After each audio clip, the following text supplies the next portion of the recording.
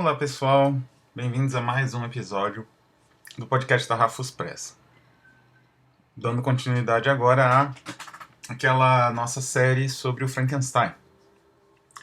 O primeiro episódio tratou de um mito, pelo menos. Frankenstein ele é alimentado por outros mitos, inclusive nos comentários mencionaram, por exemplo, homúnculos e outros mitos concorrentes modernos.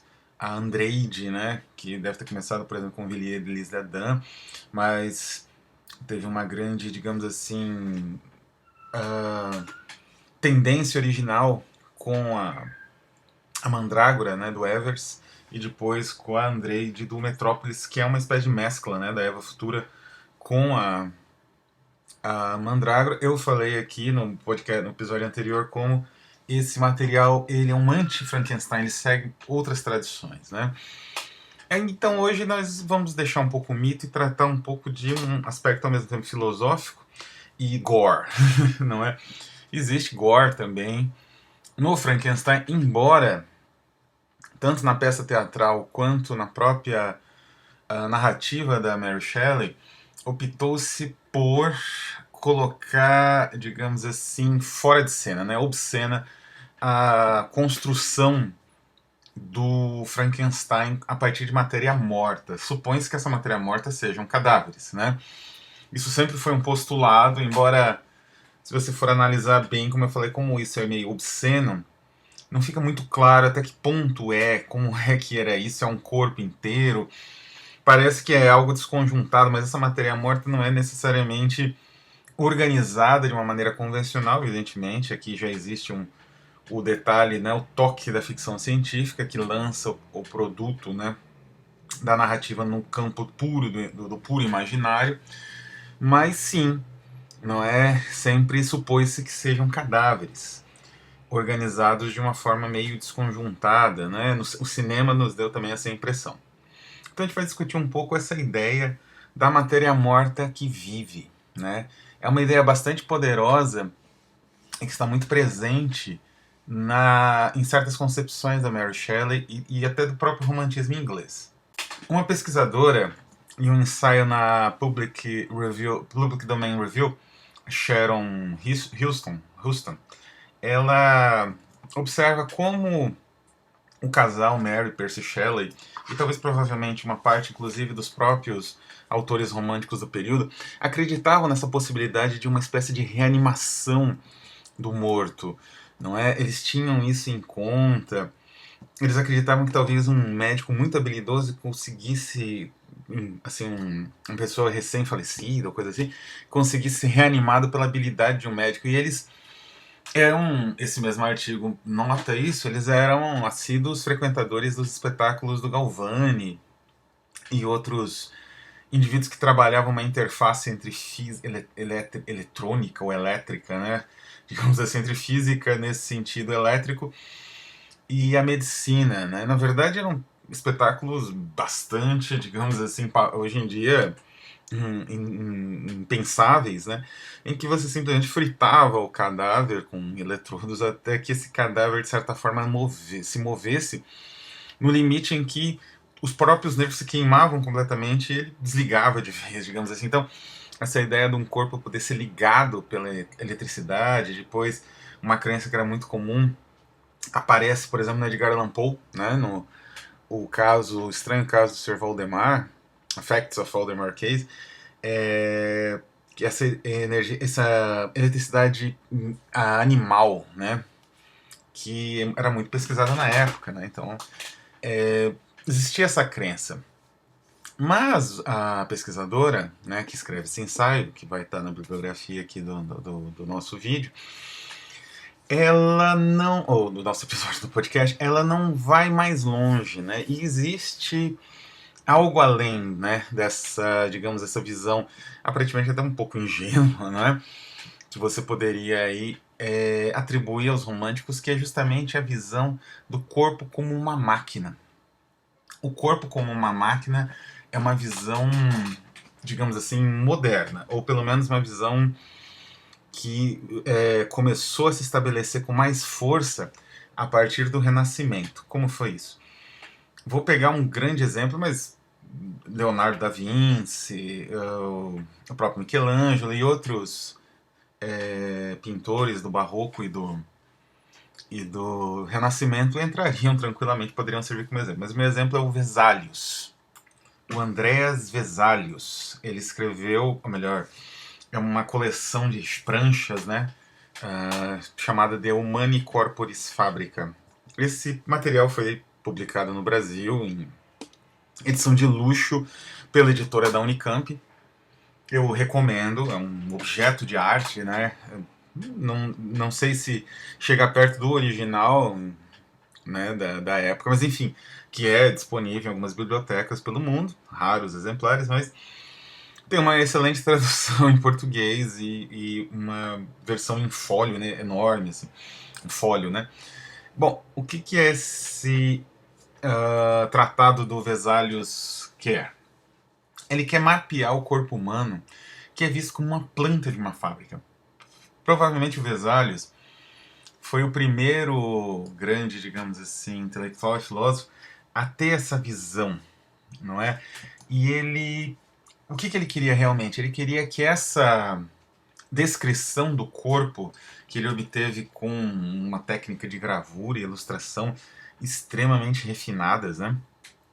Esse material da visão do corpo humano em pedaços, né, que você conseguia na época, sei lá, conseguindo cadáveres por fora aí de algum vendedor. Existia isso, né, os body snatchers na Inglaterra, na Escócia, que ficavam perto, né, das escolas de medicina, porque os médicos precisavam e eles encomendavam desses caras, né, que iam lá no cemitério e conseguiam, porque afinal a igreja não jamais permitiria isso até o século XX, às vezes, dependendo do país, avançando o século XX. Mas o Vesalius, então, ele propõe essa descrição do corpo humano como uma fábrica, né, de elementos, assim. E essa descrição, para o Vesalius, era essencial para a medicina, para distinguir o médico de um açougueiro, porque o açougueiro ele tem uma visão mais ou menos esquemática do corpo, que é o que permite a ele cortar os pedaços da carne numa região, não é, do animal que foi abatido. O médico ele precisa de um conhecimento preciso para que ele possa realmente operar o órgão da maneira correta e no que é necessário. Então, o Vesalius ele fez, né, essa coleção de gravuras e ilustrações, e essa visão inicial, provavelmente, que foi no século XVI, em 1500 e tanto, né, 1500 e, sei lá, 40 e poucos, né, 80, uma coisa assim, essa visão ela alimentaria uma outra visão filosófica que é a do Descartes. O Descartes ele postula que existe uma divisão entre corpo e mente, o corpo e alma, enfim. Aparentemente isso não seria nada novo, porque já não existe essa visão, sei lá, no tomismo, em Aristóteles. Sim e não.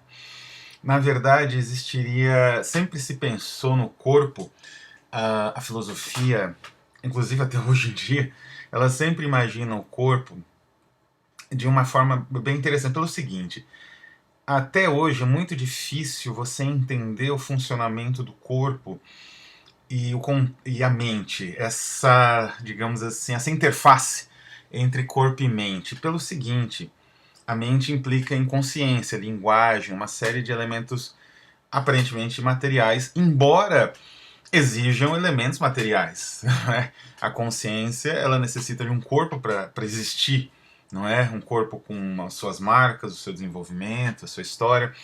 A linguagem precisa de um aparato fonador, não é? E por aí vai. Então, existe uma relação mais íntima, mas mesmo assim existe muitas pesquisas hoje da neurociência sobre os limites dessa interface entre mente e corpo, não é? Então, na antiguidade existiam mecanismos que regulavam, digamos assim, as relações dessas duas instâncias. Os humores é um grande exemplo disso, não é? E os humores tinham, não é, aquilo que era produzido da bile e tal, que era produzido ali né, no estômago, ela tinha uma influência no comportamento e até digamos assim, no humor, né, na questão aí da depressão e tudo mais, na melancolia, né? E os estudos filosóficos iam nessa, e psicológicos, digamos assim, pioneiros, iam nessa direção, não é? Então existia uma interface corpo e mente. É o Descartes que propõe uma espécie de rompimento dessa interface, pelo menos de uma maneira inicial. Depois ele vai propor uma reconfiguração desse rompimento. Então não existe mais humores nem nada disso. E a mente e o corpo, elas são substâncias muito diferentes para Descartes. A mente, não tem continuidade, ela não tem extensão. O corpo é extenso. O corpo tem uma dimensão definida e ele acaba. Então essa diferença de naturezas, ela marca algo essencial na filosofia do Descartes, que é justamente o cogito, né? O penso, né? Duvido logo penso, penso logo existo. Ele só funciona se você pensar na mente praticamente isolada do corpo. Não é? A mente, então, ganhou essa autonomia. Mas Descartes percebeu que uma autonomia excessiva da mente poderia, digamos assim, sem qualquer tipo de interface com o corpo, poderia causar uma série de problemas conceituais e contradições e um retorno a uma espécie de dualidade que vem aí na antiguidade que tinha aparentemente sido superada. Então o que ele propõe? Ele propõe um estudo com a glândula pineal e tudo mais. Isso ficou bastante marcante num certo pensamento até ocultista. A glândula pineal foi trazida a primeira vez pelo Descartes como uma espécie de interface uma espécie de reguladora das relações entre estímulo e percepção da mente e o seu corpo extenso controlado por essa mente, né? Mas, então, o Descartes ele propõe uma divisão radical que transforma já o corpo, ele vai além, então, desses anatomistas do Renascimento que viam o corpo como uma espécie de fábrica da natureza e nisso eles tentavam ver o corpo de uma forma mais ou menos mecânica, daí, mas não inteiramente mecânica, daí todos aqueles ornatos, né, que existem nesse tipo de livro e cena, e uma certa dramaturgia tétrica necessária até para que o assunto não fosse visto de uma forma excessivamente mecânica, né, como ali aquele corpo para o renascentista ele ainda foi receptáculo de uma alma, de vida, né? Então você tratar aquilo de uma forma exclusivamente, digamos assim, entre aspas, científica e materialista não era possível na época. O Descartes vai um pouco mais além, embora ele não seja materialista, ele ataca do outro lado e ele faz uma separação que transforma o corpo numa espécie de joguete das forças da mente, da maneira como a mente organiza o mundo, né? Da maneira como a mente percebe o universo. E essa mente, então, o corpo ele é uma espécie de como se fosse uma montaria da mente, né? Como se nós fôssemos um tipo de invólucro de uma essência muito mais complexa e que se submete, né, a essa tirania corporal graças a conexões muito específicas. Bom, mais radical ainda, e aí a gente já começa a se aproximar do Frankenstein, da época do Frankenstein, não que as discussões anteriores provavelmente não estivessem na mente tanto da Mary Shelley, tanto do Descartes, quanto até mesmo as gravuras, né, do Vesalius, que já eram bem conhecidas no século XVIII, XIX, mas é com Lamétrie, o filósofo francês Julien Offray Lamétrie, é que nós chegamos mais longe numa concepção de homem-máquina. E aí sim nós nos aproximamos bastante do Frankenstein.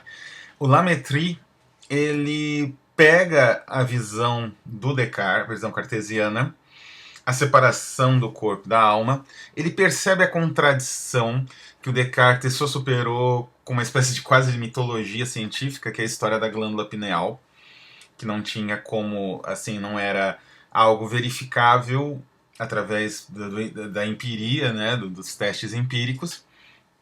E o Métrie, ele faz uma outra proposta. Ele ataca, né, essa divisão do corpo e da alma por baixo, vamos dizer assim, porque o corpo sempre ficou embaixo, né? Existia, voltando um pouco à Idade Média, existia essa divisão, mas era entre alma e corpo.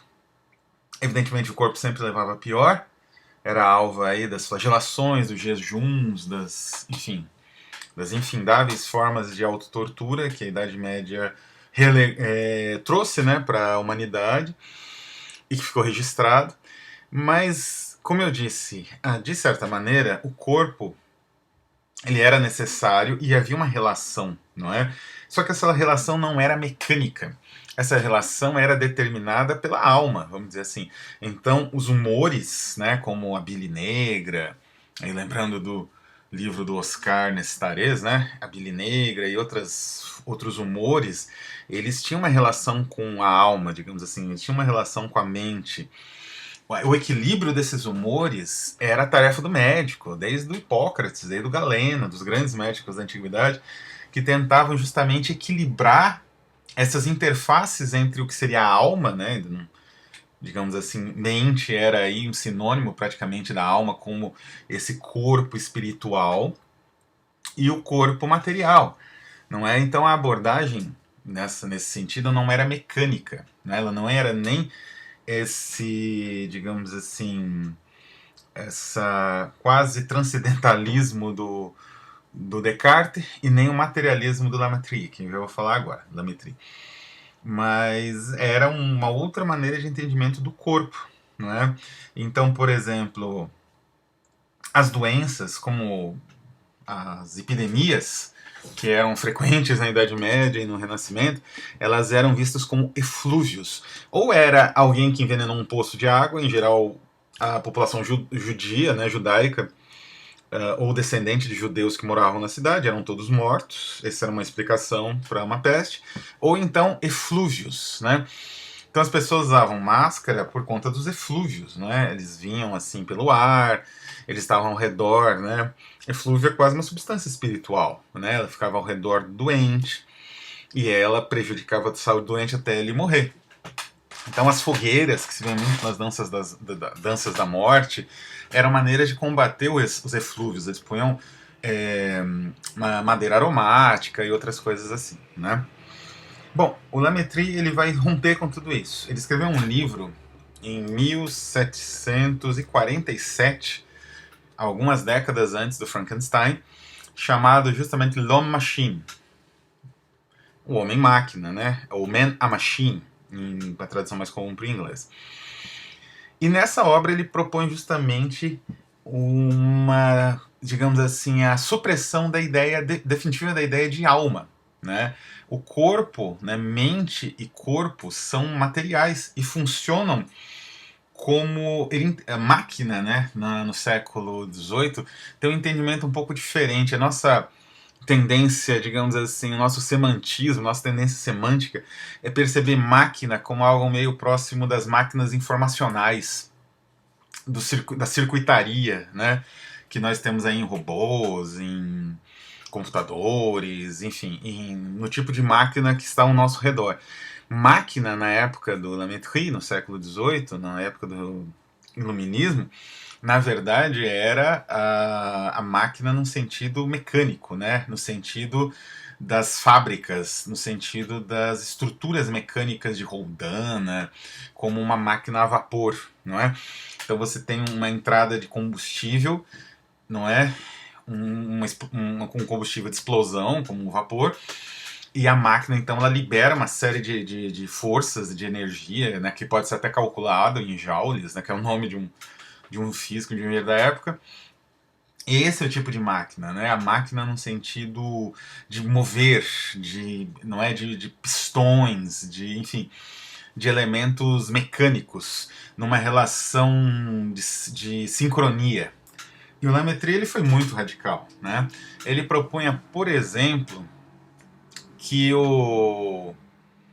não existia alma no sentido nem cartesiano, muito menos medieval, né? E que a parte pensante não era a alma, era simplesmente um reflexo, provavelmente, do cérebro, de instrumentos da consciência. Para o Lametrie, a mente, a consciência, ela era fruto da matéria, fruto da organização de elementos do corpo especializados, ele não usava bem esse termo, mas que, enfim, eram destinados a isso.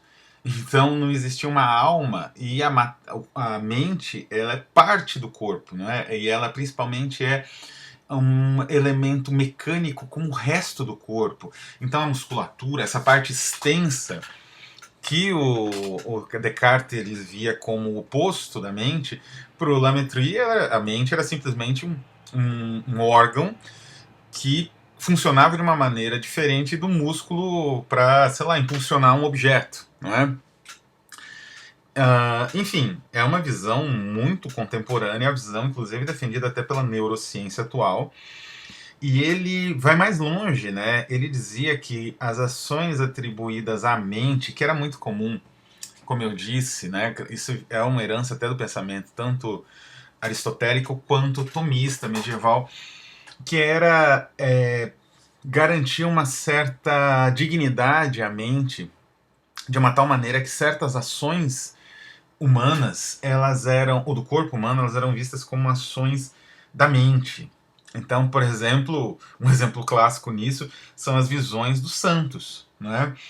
As visões dos santos eram como se o santo fosse transportado e ele tivesse um contato com elementos divinos, ou enfim, elementos sobrenaturais ou não humanos, que ele tinha acesso apenas por conta do desenvolvimento da sua própria alma, né? Por assim dizer. Então, era algo como se o corpo tivesse sido desligado e a alma dele trabalhando resultasse naquelas visões. E exatamente nesse sentido é que o Le Mettrie ele fala que, na verdade, não. Tudo é dependente de fatores físicos e químicos, como substâncias no estilo do ópio, o café, o vinho, não é? E ele dizia, essa é uma citação muito boa, que o corpo e a alma adormecem juntos. Ou seja, a mente e o corpo eles não têm uma separação, não é? E não existe uma dignidade. Tudo funciona como uma máquina, não é? E o La Mettrie, então, ele faz uma segunda revolução dentro da revolução, né? Quer dizer, não é o termo correto, mas vamos chamar a posição do Descartes de transcendentalista, porque ele propõe uma espécie de divisão entre corpo e alma, embora o corpo tenha uma interpretação mecanicista que ele aplica aos outros animais, a mente tem uma outra interpretação e ele utiliza então a mitologia da glândula pineal como a interface possível entre os estímulos e a consciência, né, a estruturação da consciência e as reações corporais. O La Mettrie, ele materialista, ele inverte esse pensamento ao modo de um Marx da medicina e da ciência cognitiva da época, filosofia cognitiva, vamos dizer assim, e ele entende que mente e corpo são uma coisa só e que esses estímulos eles são processados por um órgão específico, da mesma maneira que o nosso estômago processa certos tipos de alimento e outros não, não é? E então ele chama esse órgão de cérebro, né, provavelmente, e através dos nervos, né, da maneira como nós tateamos, sentimos o mundo, os cheiros, os sons, as imagens, né? Então era uma perspectiva filosófica muito radical. E então o La Mettrie ele transforma o ser humano numa máquina de uma maneira bastante convincente de um ponto de vista filosófico, diferente do Descartes, que com a glândula pineal ele trabalhava mais com uma ideia quase mística, né, como eu falei, uma espécie de mística cientificista que, como eu disse, também ainda alimenta. Eu me lembro de ter lido a primeira vez sobre glândula pineal, não em Descartes, mas num tratado Rosa Cruz, né, na minha adolescência. Mas a visão do Descartes ela não é comprovável, não é? Ele lança isso como uma possibilidade da mesma maneira como o Platão lançava a ideia de um demiurgo como uma possibilidade, digamos assim, factível a partir de certos dados da realidade traduzidos e interpretados pelo próprio Platão, né? Então, o La Mettrie ele vai trabalhar com uma outra ideia, uma ideia de ciência experimental, que através da ciência experimental você alcançaria esses dados uma hora ou outra, não é? Era só testar. Então, é uma perspectiva que foi duradoura e estabeleceu uma segunda revolução. Embora a concepção do Descartes nunca tenha abandonado o senso comum. Nunca abandonou o senso comum. Existem aí autoajuda, coach, que não nos deixa mentir de como essa ideia de uma mente bem desenvolvida, uma mente não sei o que das quantas, ainda funciona muito nos dias de hoje, né? Enfim, agora nós retornamos a Mary Shelley. Ela leu Metri, provavelmente, deve ter vários artigos e várias análises acadêmicas ou não acadêmicas, talvez algumas biografias, que trabalham a biblioteca dela e outros elementos do gênero. Não é a ideia do nosso canal esse tipo de reflexão, porque ela é factível e ela é verificável por investigadores que têm acesso às ferramentas necessárias. Nós aqui não temos, né? É um canal, é um comentário. E por ser um comentário, a gente se reserva mais liberdade de estabelecer relações e ilações que no mundo científico talvez elas não se sustentassem com tanta facilidade, mas é que é um comentário, não é? Ele é livre e o ouvinte ele pode complementar, perguntar, enfim. Ele pode dar esse comentário o destino que ele preferir. Então, para finalizar o nosso comentário, eu justamente queria retomar uma ideia do Popper. O Popper, evidentemente, gostava, tinha bastante admiração pela concepção do La Métrie, não é? É uma concepção que dentro da ciência experimental é muito importante. O Popper trabalhou estudando por muito tempo a ciência experimental, estabeleceu uma série de, digamos assim, não bem regras, mas série de procedimentos verificáveis da ciência. Nem todos são tão, digamos assim, a exatidão deles não é tão tão perfeita ou tão ampla como o Popper gostaria que fosse, mas enfim, isso fica para outro vídeo.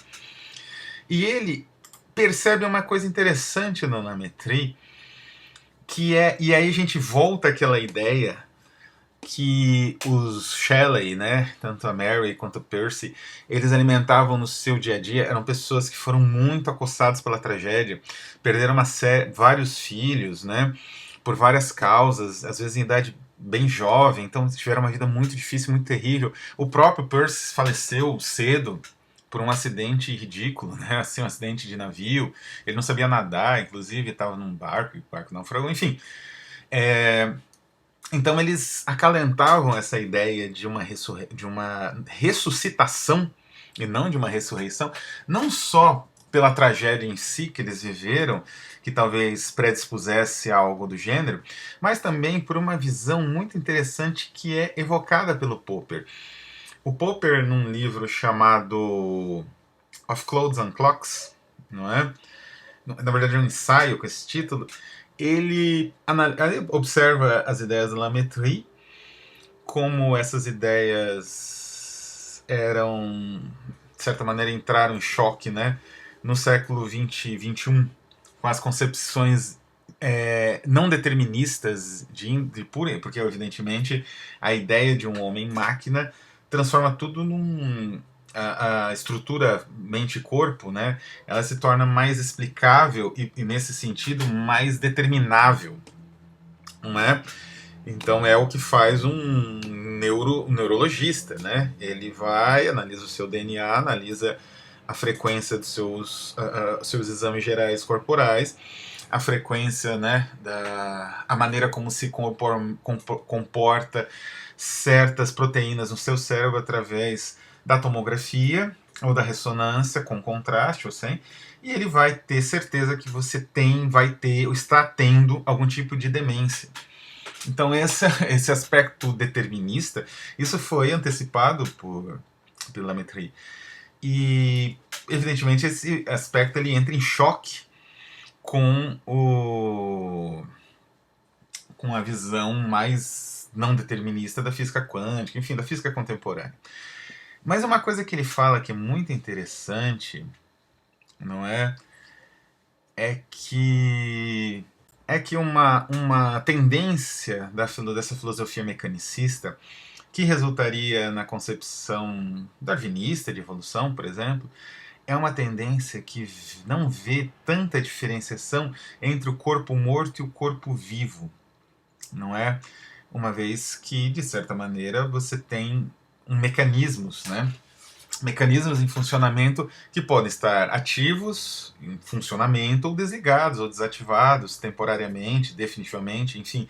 Mas não é exatamente uma, digamos assim, aquela separação brutal entre o corpo vivo e o corpo morto que existe, o corpo material e extenso e o corpo imaterial e que não tem extensão, né? Ele é, digamos, intangível, que existia no pensamento cartesiano, ou até mesmo o corpo morto do Renascimento, da Idade Média.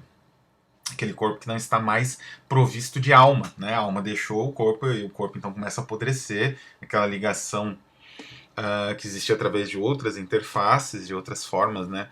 Entre o corpo e a mente, ela cessa de existir, e o corpo então ele é condenado à destruição.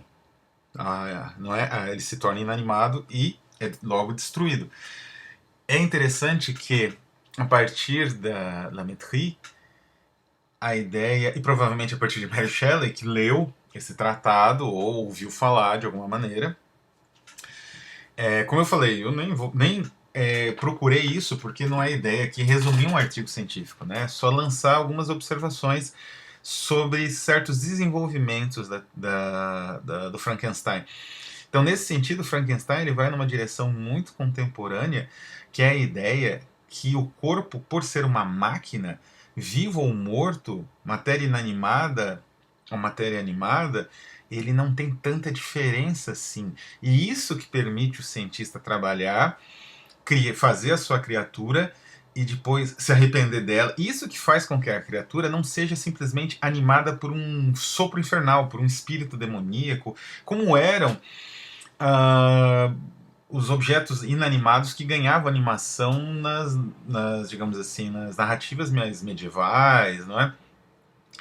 Ele não é animado por algo demoníaco, né? Ele, na verdade, é o espírito humano que colocou aquele corpo, digamos assim, morto, aquela matéria imóvel, em movimento novamente, acionou o mecanismo.